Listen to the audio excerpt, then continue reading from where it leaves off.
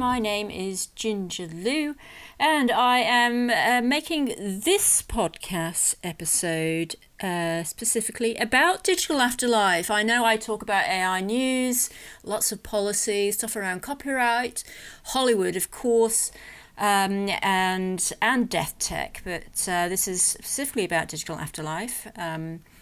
I have been researching and talking and writing about the digital afterlife for the last few years, and now I don't think there's anybody on this planet who doesn't know what it is, right? I didn't come up with the phrases at all. That is credited to a lot of researchers that I've also written about, and in the UK specifically as well as the US.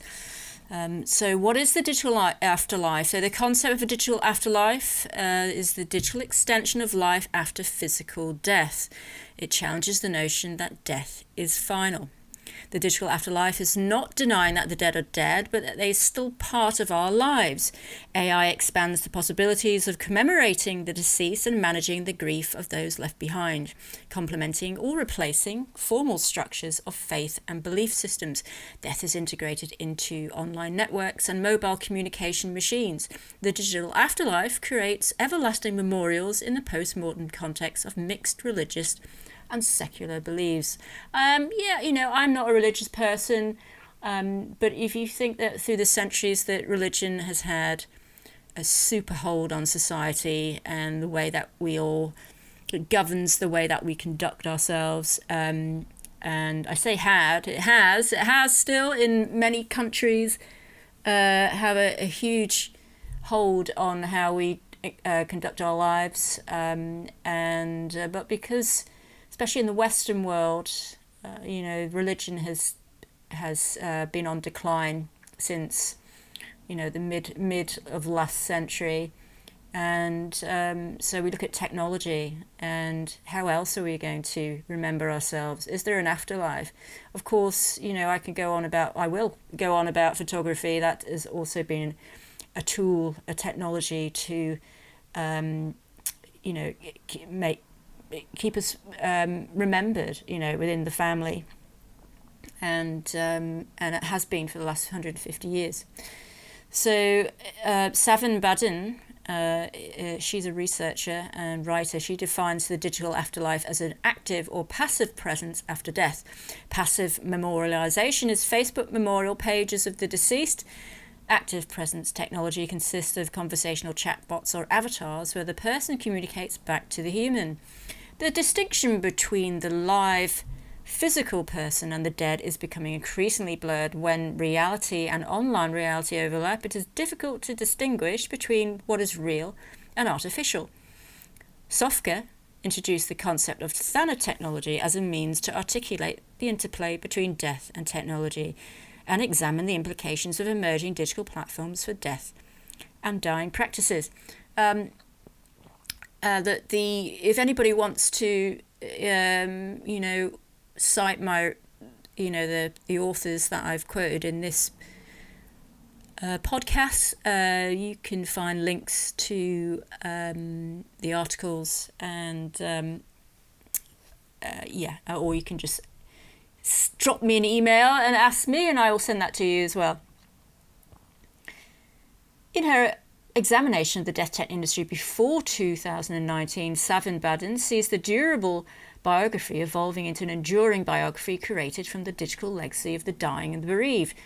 Wright suggests that, and I quote, digital remains should refer to digital data, and digital data of memories should have value and status and therefore be protected, otherwise there is a risk of a second death, referring to the loss of the deceased online and mobile. I mean, that's been talked about a lot, especially with with Facebook, and with the mobile phones, with voice messages, text messages, and also emails. So when big companies inadvertently wipe your data clean, and it's the data of a person who's died, that's being called a second loss. And so this also goes on to AI, generative AI, holograms, which are expensive, but they're there. Creations of our dead. Can you imagine if you lost the files? That would be like losing that person all over again.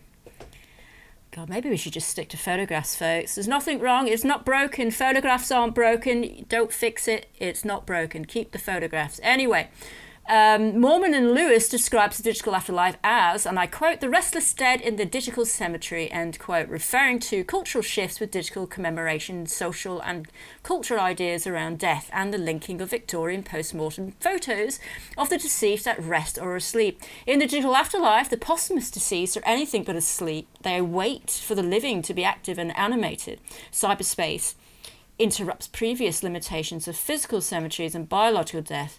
They wait with, and I quote, digital persistence if death is the spectacle and technology is the lens, end quote. Morris and Brubaker argue that allowing mourning to leak into everyday life blurs the separation of life and death. The internet blurs traditional spatial boundaries when the dead are virtually present. The dead are re-embodied within our digital devices, regenerating a dynamic relationship by constructing a durable biography. AR persons of the deceased echo Victorian post-mortem portraits, but instead of the bereaved sharing stories about the dead, AI personas tell their own stories for a digital legacy, reshaped by technology, perhaps creating a digital essence, which is what I have been talking about, this digital essence as it relates to photography, and how I wanted to find an essence of my mother who passed away.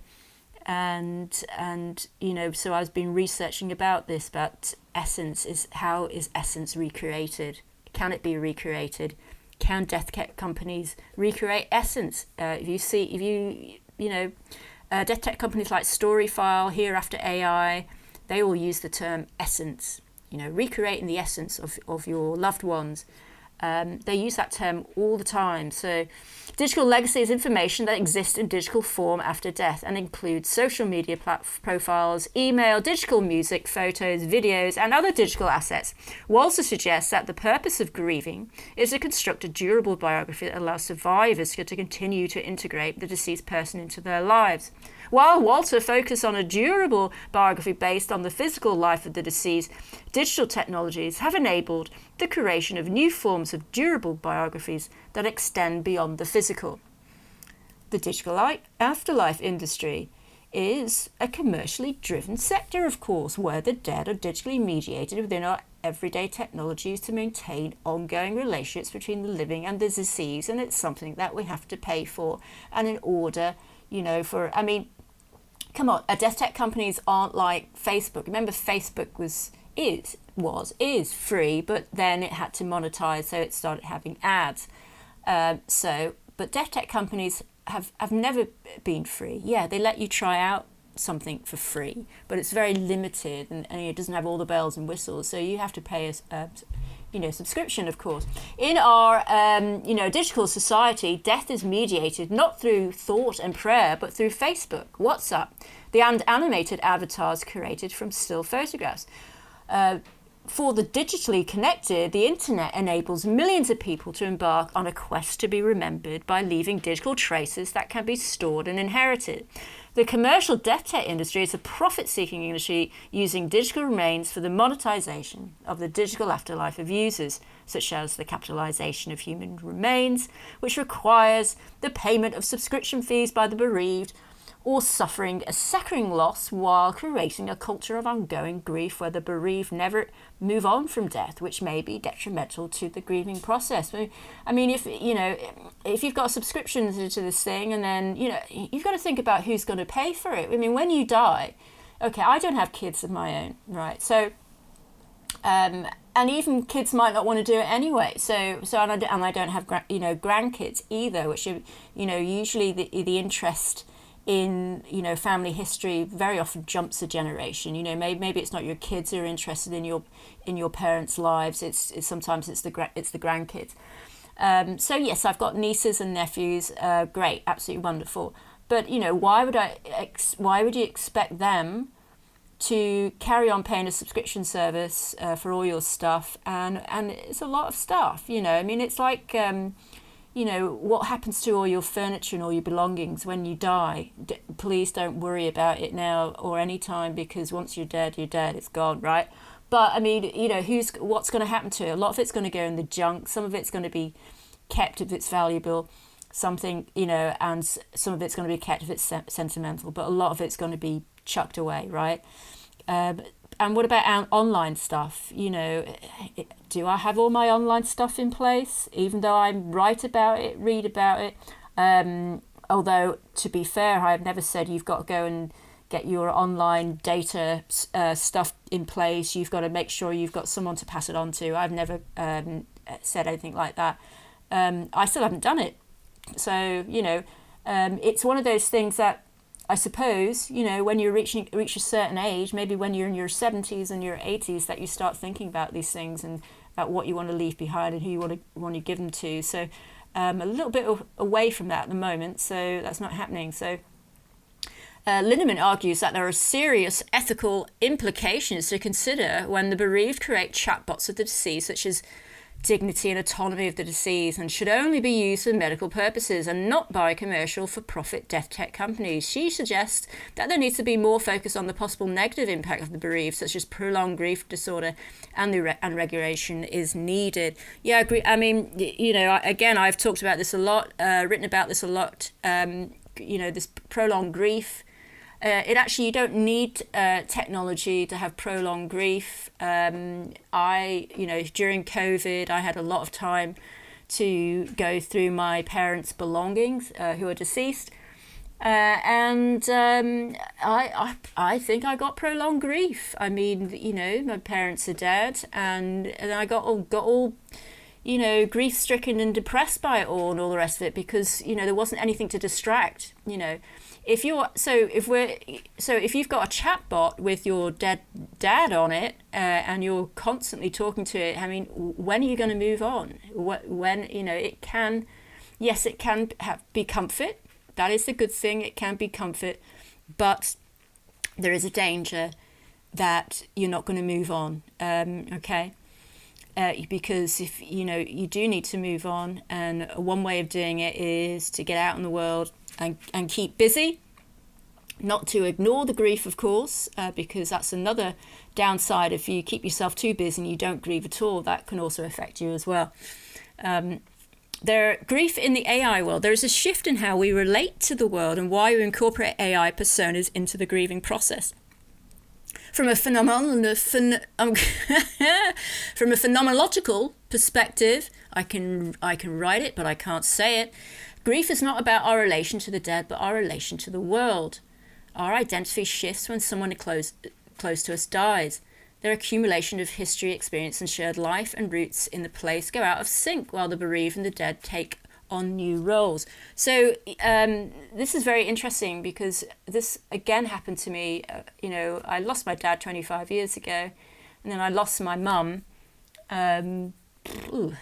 6 years ago. And when she died, for quite a few years, I mean, of course, there's the grief and all the rest of it, but I felt like a headless chicken, because you're in a place and you're in, and who you are is very much tied to your parents, how you were brought up, where you live, both their family backgrounds, heritage, cultural, and all the rest of it. And, there's quite a lot of books that have been written about called adult orphans, they like to call it, because especially when people get to a certain age, then that's the parents start dropping off. But being an adult orphan, and feeling that, well, what's my place in the world when where I am right now is, and who I am is because of them, and also feeling that, which is true. I mean, I've lived all over the world, traveled all over the world, but I never thought that I didn't have a home. So, even if I was speaking to my mum thousands and thousands of miles away, I knew that I could just come home. that was home, her home. Didn't matter where she lived. I mean, that was, that was home. It was a parent's home, and I felt that was it. And then with her gone, it was just, well, okay, so where is home? Where do I belong? And you do feel a little bit lost, for sure. So there's, and I know I'm not alone. So I've kind of gotten over that now. But instead, what I feel instead is that, okay, well, again, which is a common thing when you're a certain age, is like, okay, well, my parents are dead now, so I'm next in line, and I better have some fun before I go. But or be serious before I go. I don't know. So there is a shift, in how we relate to the world, for sure. When your parents die, or how we, even if, I suppose, if your partner died, if your husband died, if your wife died, what are you in relation to that? It shifts. Buben suggests that as we create and interact with AI versions of the dead, we move from recollecting to replacing the dead, and that replacement will mitigate loss and grief. The practice of remembrance with photographs becomes the practice of replacement by bots and avatars. Are these conversational goods a mere resource? If bots and avatars are the Yamaguchi for the AI generation, and they rely on human interaction to communicate, do they lack subjectivity and agency, and therefore essence? So, Yamaguchis, I think they were big in the 80s. Japanese little toy. Basically, the more that you interacted with it, the more that it would do, and the more that it would remember, which is basically how a lot of chatbots work as well. The more information that you feed into it, the more it will start acting like you or the person who that who's died, and yes, and so this thing becomes a replacement. Photographs were definitely, they weren't replacements, of course. They're 2D objects, or the digital, but they, the people were stuck in those photographs were stuck in the past, weren't they? They were definitely from the past. You knew that these people were dead. You never looked at a photograph of your dead loved ones and think, oh, this is them alive. They're dead. It's in the past. It's a moment frozen in time. They're wearing clothes from a different era. The hairstyle's different, and of course, if you're in it, you're a baby or whatever, you're a young child. And so it's a moment, and it's gone. It's gone forever. But with AI, with bots and avatars, you could kind of keep your dead loved ones present, because you can talk to them. Yes, that they're dead, but it's a little bit of a wishful thinking, is a bit of a comfort. So, talking of essence and death and photography, since its invention in the 19th century, portrait photography has been a medium that captures a person's likeness or physical appearance. However, the concept of essence in portrait photography adds more meaning to the image. The 19th century portrait photographer aimed to interpret the self beyond the physical, the sitter's essence. Julia Margaret Cameron experimented with daguerreotype process and photographed some of the great thinkers and creators of the day, and aimed to capture the greatness of the inner, not the outer man, as she would say.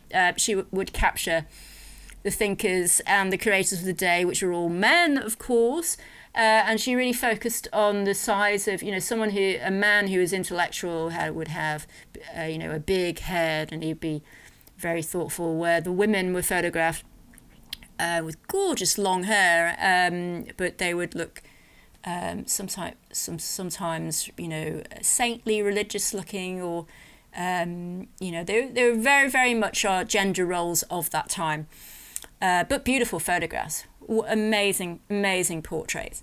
Photography is also associated with death, influencing how people remember and mourn the dead. In an era of high mortality rates in Victorian Britain and during the American Civil War, and the absence of commissioned photographs during a loved one's lifetime, a post-mortem photograph was proof of their existence and helped keep the deceased memory alive.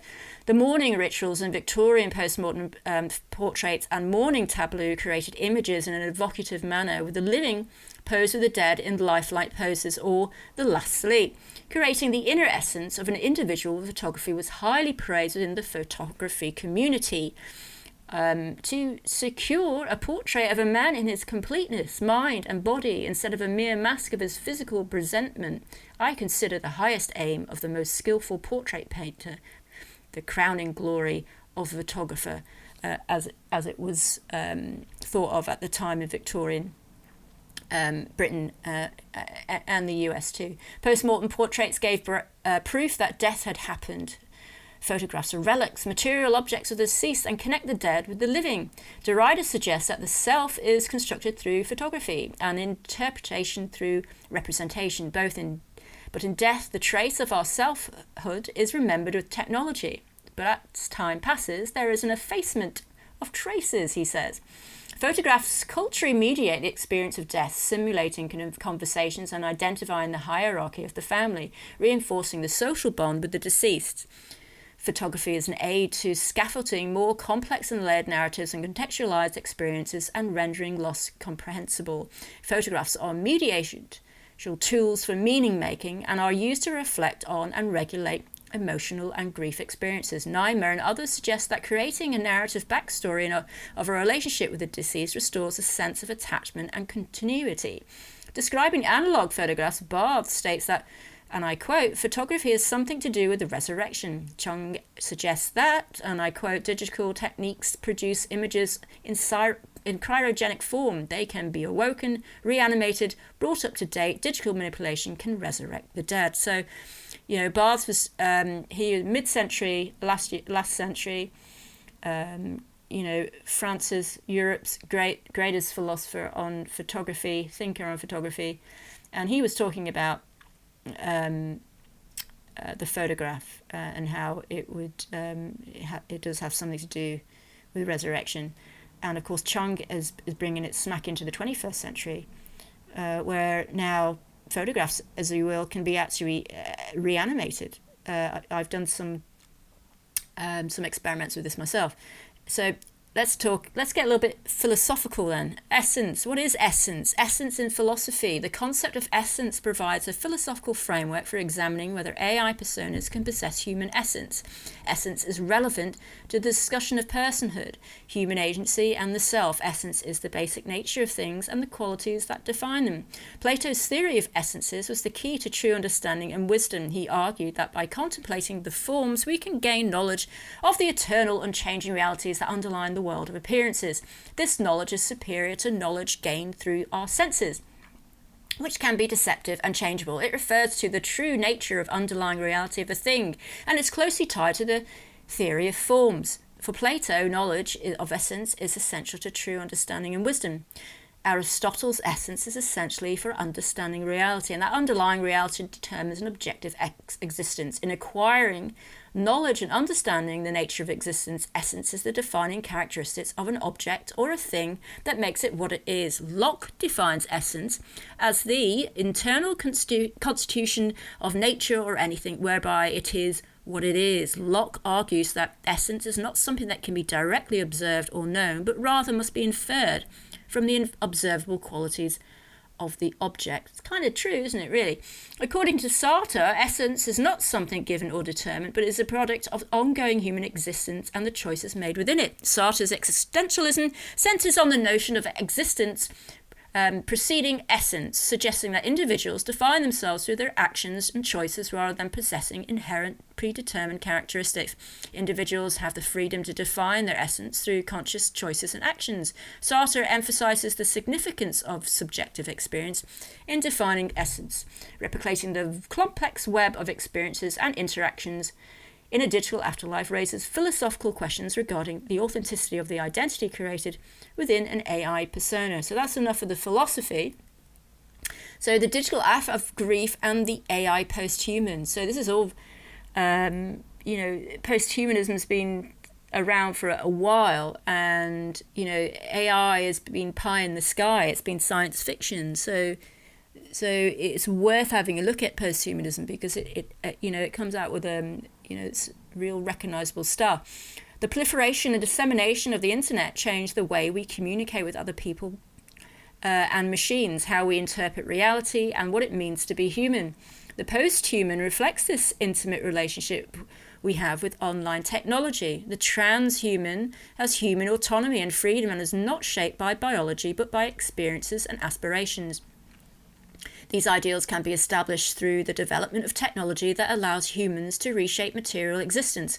Transhumanists believe that the only universal feature of mankind is the procuring, processing, and distribution of information to extend humanist goals of freedom and autonomy. The body is therefore a hindrance to post-human species, because our body gets old, it gets wracked, it gets damaged, and we die, right? Informational technologies create the process of identity construction by allowing the subject to rearrange patterns of information to create a different sense of the self. A self constructed from the stored information patterns. As a result, there is the informational of the experience of the limitations of the body. Identity on the internet is a process of identity construction where people present to be something they are not. Well, don't we all do that? We all kind of pretend to be something that we're not.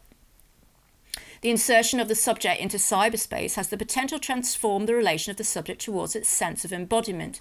Heidegger argues that the representatable is the goal of human existence. When existence is reduced to what is represented, there is nothing to be further asked. Therefore, the transhumanist idea of the post-humanist fails to recognize the positioning the human as the representable informational body, limits the frame of what we can be revealed, the response representable technology. There is no freedom, autonomy, or being, as transhumanists claim. All is conceded in its self-created immortality. Death is singular and irreplaceable aspect of every human being. We're all going to die, folks. Irreplaceability is therefore conferred, deluded, given, or can be seen by death. It is from the sight of death as a place of my irreplaceability, that is, of my singularity, that I feel called to responsibility. In this sense, only a mortal can be responsible. Walter suggests that humans' indenting cannot be reduced to the mental faculties of each person in isolation, but through relationships with others. Therefore, digital traces are inadequate at representing who we are fully, because they are static and isolated and have no relation to others. Meisel and others disagree. If the dead can communicate online, they have personhood. They have a technologically mediated status, being in the online world. However, this relationship communication relies on the living to live and communicate with posthumous person owners such as chatbots. Hales argues that there is an absent understanding of the human with changing conceptions of subjectivity made by new information technologies. The post-human network cell creates the post-mortem subject related to Heidegger's self in absent design. I quote, but the post-human does not mean the end of humanity. Onishi suggests that by uncovering the digital self, there is an absence of the human. Technology reveals human mortality ineffectibility of a mortality that prevents the human from being reducible to representational terms. In Heidegger's terms, is an authentic post-human existence possible? Can the postmodern network subject described by Hales and Carson enjoy an authentic existence while living wired cybernetic lives? So we're always getting to essence here. Placing death and bereavement in the post-human context, the digital is an extension of the deceased, and technology is the source of the reconfiguration of the human. Digital remains contain the essence of the deceased person. Digital remains are ephemeral extensions of the body. Belk suggests that self extends beyond the body through interactions between humans and technology. Yeah, but come on. We've seen holograms of Prince, Michael Jackson, Mira Callas. No one's, ABBA, no one's looking at them and thinking, gosh, they really contain the essence of the real person. It's a show. It's a sideshow. It's a circus act. It's a freak act. Come on. Again, it's big tech. It's big tech companies even say with, there are some commercial tech companies who create these holograms, of course, for entertainment or museums and stuff. And again, they use the term essence. We recreate the essence of blah, blah, blah, blah. And I'm thinking, well, how can you recreate the essence of, say, I don't know, someone from the pyramids era when you don't even know who that person was like, So again, willy-nilly with the term essence. Effective technology like smartphones is connected to the emotional lives of users and is thought to embody the user, connecting and extending the physical, psychological, emotional, and spiritual aspects of the self. The term was introduced by Katsanahus as a way to capture and categorize a novel way of thinking about how humans, when alive, invest their technology with meaning and use devices and machines to pursue social and symbolic roots. Pastiles and Jeffries argue that the posthumous approach is a new way to think about the role of the dead in society, and that the dead have the agency and still have, through memory, things they have left behind, social networks, spaces, paths, digital and otherwise. From a post-human perspective, user-driven engagement is changing practices related to loss and grieving. Digital remains are seen to contain the essence of the deceased embodied in the digital device. From a phenomenological perspective, existence does not have to be biological. Existence can be virtual. Well, I think what they're trying to say then, to be fair, they're not, they're not saying that, that your smartphone it's the essence of my, of your dead father or whatever. What they're meaning is, I think they're getting it a bit skewed up. I think what they think is it's an object. It becomes an object, just like, the table, the furniture that was passed down to you, by your grandmother. You look at that table and you go, well, that belongs to my grandmother. It has that special meaning. It's not something that you just got from IKEA. You look at that table, you think, oh, well, that's my grandmother's table. It's it's a remembrance device.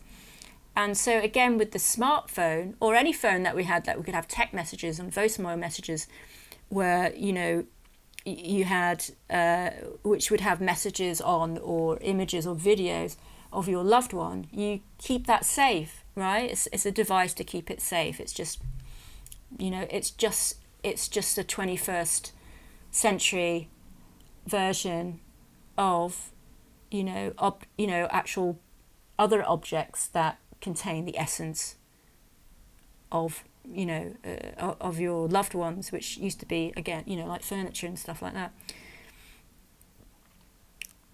Fuchs believes that we experience the dead in an enduring material way and a tangible sense of presence, in a sense, moving through spaces we share with the dead. Riley suggests that we animate the dead into the living.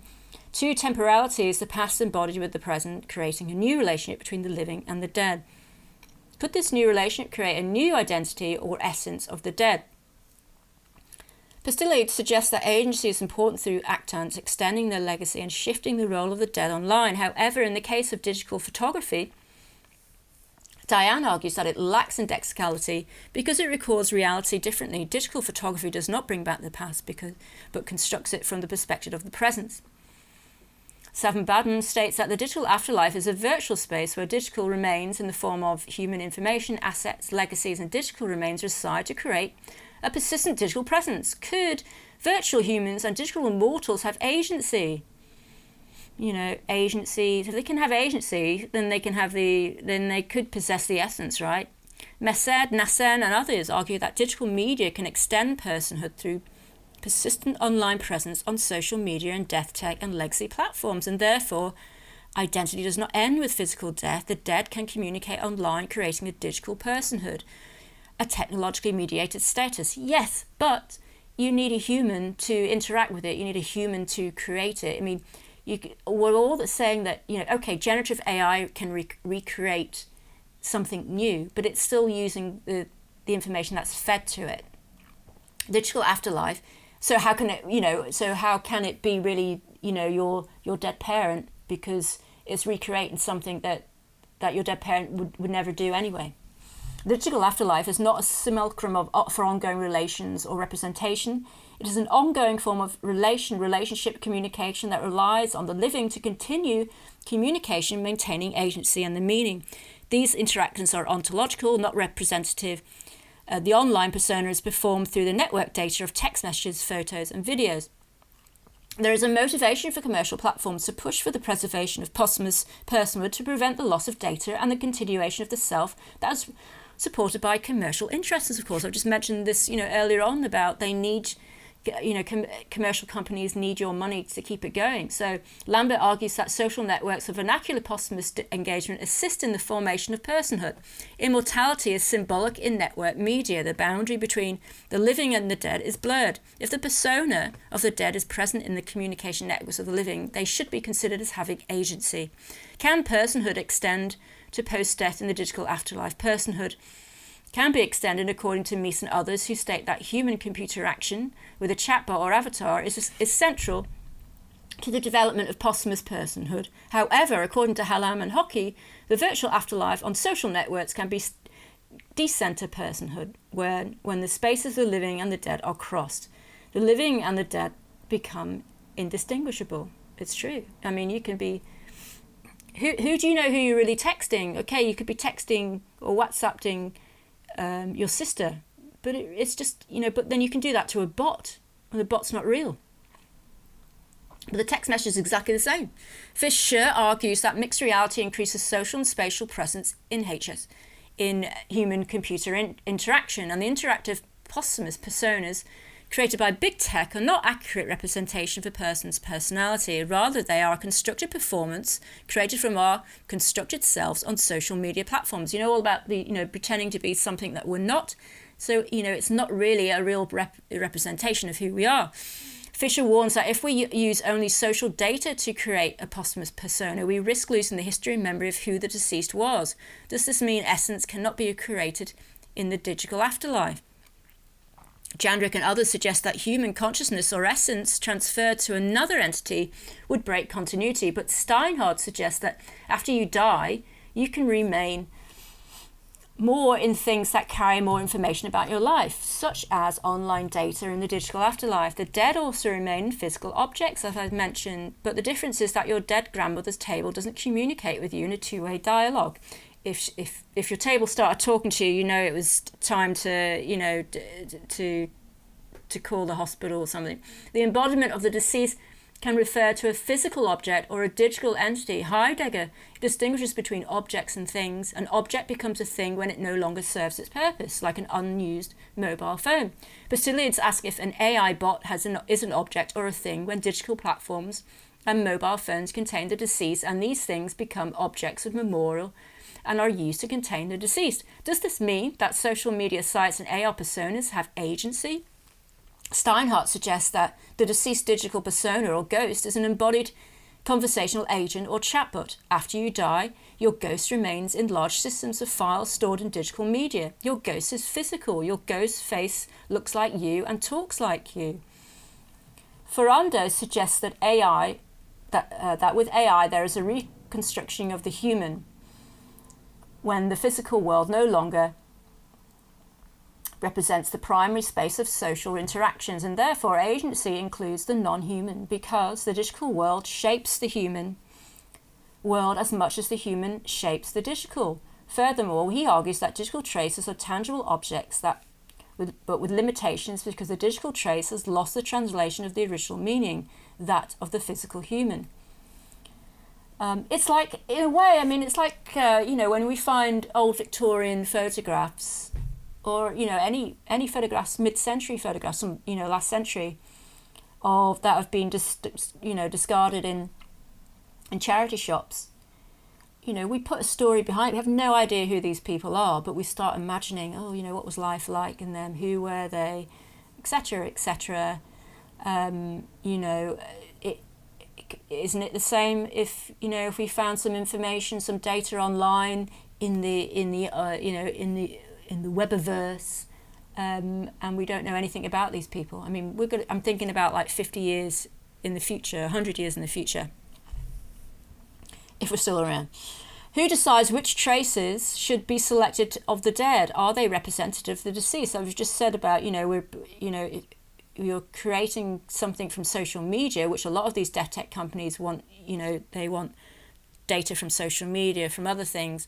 It's your best self, isn't it? It's a bit like if you wrote your own autobiography, you're only going to have some good bits in it, right? You're going to be the best. You're best at everything, and you don't want to see the bad stuff. That's for other people to write about you. In my work, I have selected active social images from my Facebook page, family photographs from my childhood, studio self-portrait photographs and videos to represent different aspects of my life. So I've created generative AI and synthetic audio of photographs from my life to try and create a story, and which is an ongoing thing. You can find that stuff also on YouTube and on my website and on Medium as well. And, however, does this random selection best represent my true essence? It certainly doesn't. As a photographer, I've got lots of photographs, but I don't really, I guess, have lots of photographs of myself because I'm taking pictures of other people. But I recognise the difference and how difficult it is because, I have a limited amount of photographs of my mum and dad and family, but I'm creating stories that they've told me about them, about what's in the photographs, the treasured photographs. And, but if I didn't know who they were, I wouldn't have a clue, what was going on, who they were, or definitely not about their essence. And so when you're creating your own and putting that together, say for your family when you die, how can they really represent who you are? Why not just make a video of yourself chatting to your family, showing your real personality, However, does this random selection best represent my true essence? As I've said, immortality again be deconstructed or destabilized. Derrida argues that such destabilizations of meaning have political, practical, and economic implications, which we can relate to death tech companies that provide goods and services to consumers. Does this destabilize the concept of identity, what it means to be human in the digital world when our digital traces are inadequate? Malibu asks if identity depends upon a person retaining memories of themselves when considering identity as a sole and restricted possession of a single individual. Walters and others disagree and argue that human identity cannot be reduced to the mental faculties of each person in isolation, but through relationships with others. Therefore, our digital traces inadequate representation of who we are because they are static images represented in isolation on digital devices and have no relation to the memories of others. In my work, I am not pictured with my family or friends. I am presented in isolation. So, anybody looking at that won't really know what's going on, and it's not in it's not in relation to anything else. And yes, we are who we are through memories, most certainly. I mean, my mum had dementia, and without her memories, she stopped being who she was. Yes, she was my mother, but she just stopped being who she was. So that's very important. But then, of course, we are who we are in relation to others. But not everybody has family. We are mothers, daughters, sisters, brothers, and all the rest of it, and who we are in that family. Can an AI essence be recreated in isolation by others in a bot or avatar? That's what I'm trying to do. With my film, Walters argues that representing an individual's life in whatever form is only part of who and what they are or where, and we cannot capture their essential or original self, or in other words, essence. Deconstructing identity online may distort a person's life or fail to capture their impact on others. Simond suggests that we continue to learn because of our engagement in the world and with others. Our identity in relationships with others is not stable but forever changing. Our identity evolves when we interact with the world around us. The distributed agency brings together the human and the non-human. Are these changes to our digital identity problematic when different versions of our online selves are represented by a single digital trace in the form of a bot or an avatar? If we are in a process of permanent development, relationships to the world and others, then why would we freeze frame a person's life digitally? However, in my work with AI technology, specifically generative AI, we can create new content, new dialogue, perhaps a new identity, and by extension, a new essence. When we become an AI human, are we constantly becoming?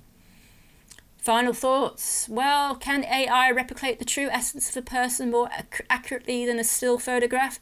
Can AI personas recreate human essence, perhaps a new essence that represents the deceased in the digital afterlife?